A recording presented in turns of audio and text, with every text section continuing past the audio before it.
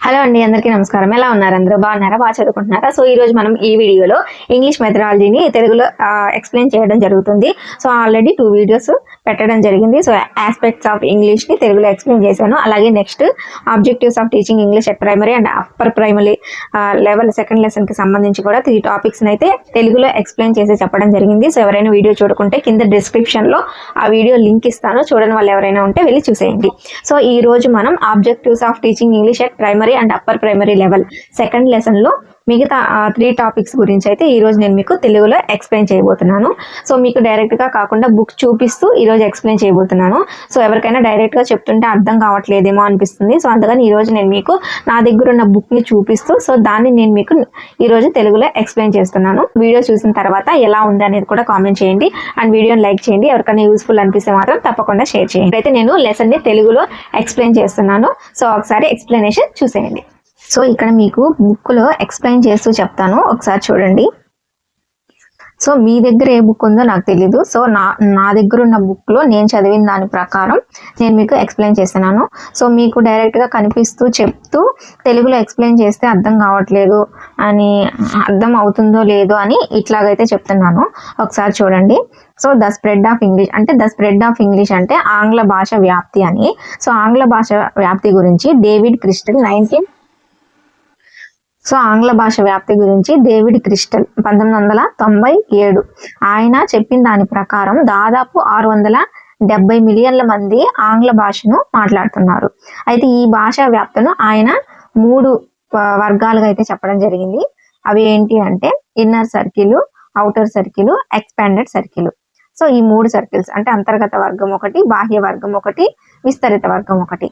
అయితే first inner సర్కిల్లో అంటే ఈ వర్గం వాళ్ళు కేవలం అంటే ఆంగ్ల భాషను మాతృభాషలాగా మాట్లాడతారు.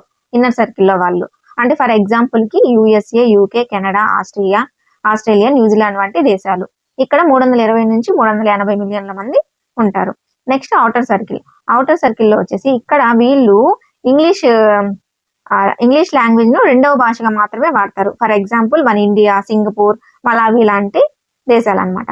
అయితే నెక్స్ట్ ఎక్స్పాండెడ్ సర్కిల్, ఇక్కడ ఈ అవుటర్ సర్కిల్లో 150 నుంచి 300 మిలియన్లు. నెక్స్ట్ ఎక్స్పాండెడ్ సర్కిల్లో ఈ దేశాన్ని అంటే ఈ ఎక్స్పాండెడ్ సర్కిల్లో వీళ్ళు ఏంటంటే ఇంగ్లీష్ ని విదేశీ భాషగా మాత్రమే వాడతారు. అంటే for example China, Japan, Greece, Poland లాంటి అలాంటి దేశాలన్నీ ఇందులోకి వస్తాయి. ఇక్కడ 100 నుంచి 1000 మిలియన్ల మంది ఉంటారు. సో ఇది ద స్ప్రెడ్ ఆఫ్ ఇంగ్లీష్ గురించి. నెక్స్ట్ టాపిక్ వచ్చేసి functions of English in education. ఇక్కడ వాళ్ళు ఇంగ్లీష్ ఇచ్చి ఒక 2 లైన్స్ తెలుగులో చెప్పారు. సో దాన్ని మనం ఈజీగా అంటే మన తెలుగు లాంగ్వేజ్ లో ఈజీగా ఎలా గుర్తుంచుకోవాలి అనేది చెప్తాను. ఇప్పుడు functions of English in education కదా, దీంట్లో foreign language, second language, medium of instruction, Nag Arul మాని 2005, ఇంగ్లీష్ ఇన్ ఇండియా. సో ఇవి ఉన్నాయి కదా. సో ఫస్ట్ ఫారెన్ లాంగ్వేజ్ ఎక్కడంటే ఇప్పుడు మనం ఇతర దేశాల్లో చదవడానికి, వ్యాపారం చేయడానికి, టూరిజం కోసం ఉపయోగించే లాంగ్వేజ్ ఏది అంటే ఫారెన్ లాంగ్వేజ్. సో అంతే, సింపుల్. నెక్స్ట్ సెకండ్ లాంగ్వేజ్ అంటే ఏంటి? బలవంతంగా నేర్చుకునే భాష, తరచుగా మనం వాడే భాష, అంతే second language. Next medium of instructions అంటే మనం ఇప్పుడు స్కూల్స్ లో చదువుకునే భాష ఉంటుంది కదా, సో అదే ఆ భాషే. నెక్స్ట్ నాగ్ అరుల్ మాని 2005, దీని యొక్క గణాంకాల ప్రకారం ఇక్కడ ఇదేం చెప్తుంది అంటే ఇప్పుడు స్మాల్ టౌన్స్ లో ఉంది. సో స్మాల్ టౌన్స్ లో 40% మంది పిల్లలు తమ భాషలో చదవలేరు. అలాగే అర్బన్ స్కూల్స్ లో 80% చిల్డ్రన్స్ వాళ్ళకి అక్షరాస్యత అనేది లేదు. నెక్స్ట్ ట్రైబల్ ఏరియాస్ లో కూడా 80% పిల్లలకు తమ భాషలో చదవలేరు అనమాట. సో అంతే. నెక్స్ట్ ఇంగ్లీష్ ఇన్ ఇండియా అంటే ఇక్కడ ఏదైతే స్థానిక భాష పాఠశాలలో ఫస్ట్ 4 ఇయర్స్ ఏవైతే ఉన్నాయో అక్కడ ప్రాథమికంగా నేర్చుకునే అవకాశం అనేది తక్కువగా ఉంటుంది.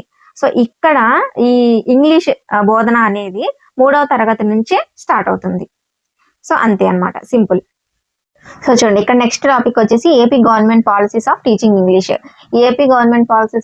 ఇంగ్లీష్ అంటే ఏపీ ప్రభుత్వ ఆంగ్ల బోధన విధానాలు అనమాట. సో సో ఆంధ్రప్రదేశ్ యొక్క ఆంగ్ల బోధన విధానాలు ఇవి.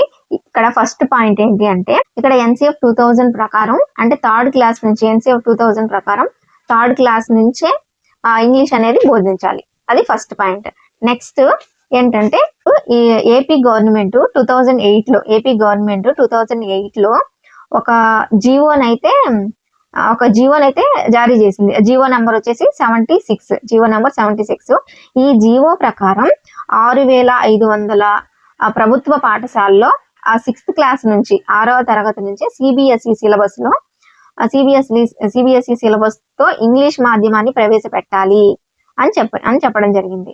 నెక్స్ట్ సక్సెస్ ప్రాజెక్ట్ లో భాగంగా ప్రాథమిక విద్యా ప్రమాణాలను మెరుగుపరిచే ప్రణాళికలు అనేవి తీసుకున్నారు.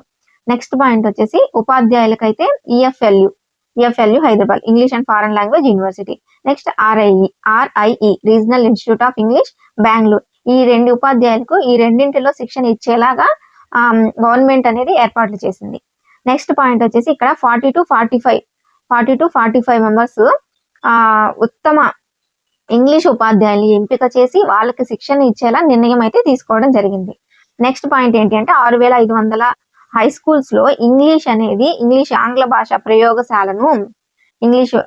ప్రయోగశాలను ఏర్పాటు చేయాలని ప్రభుత్వం ఆదేశించడం జరిగింది అనమాట. నెక్స్ట్ పాయింట్ వచ్చేసి 6500 స్కూల్స్. ఈ 6500 పాఠశాలలో కనీసం 6 ఇంగ్లీషు అలాగే తెలుగు నిఘంటువుల్ని ఇవ్వాలని చెప్పడం జరిగింది. సో నెక్స్ట్ టాపిక్ వచ్చేసి multigrade and multi level teaching strategies అంటే బహుస్థాయి మరియు బహుబోధన విధానాలు. ఇక్కడ main 2. First Digantar in Rajasthan, Nalikali in Karnataka. Digantar in Rajasthan లో అయితే ఇక్కడ దిగంతర్ అనే ఎన్జిఓ ఈ పద్ధతిని అమలు చేశారు. అయితే అమలు చేయడం జరిగింది. ఇక్కడ పాఠశాలలు సాంప్రదాయ పుస్తకాలను అనుసరించవచ్చు. విద్యార్థులు నేర్చుకునే స్థాయికి అనుగుణంగా బోధన అనేది ఉంటుంది.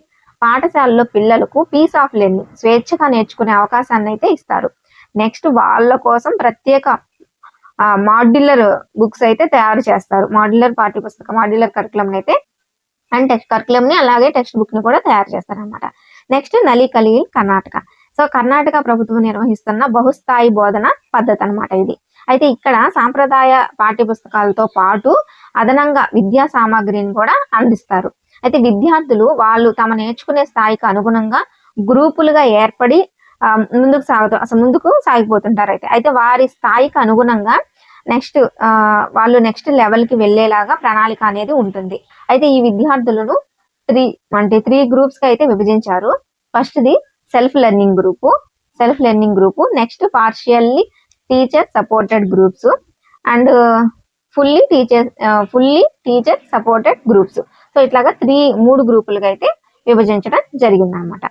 సో ఇది ద స్ప్రెడ్ ఆఫ్ ఇంగ్లీష్ గురించి, function of English in education గురించి, AP government policies, multigrade and multi level teaching strategies. So ఇవన్నమాట తెలుగులో ఎక్స్ప్లెయిన్ చేయడం జరిగింది.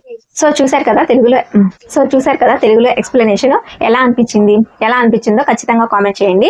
అండ్ అడుగుతున్నారు డిఎస్సి బేస్ మీద ఎక్స్ప్లెయిన్ చేయండి అనేసి.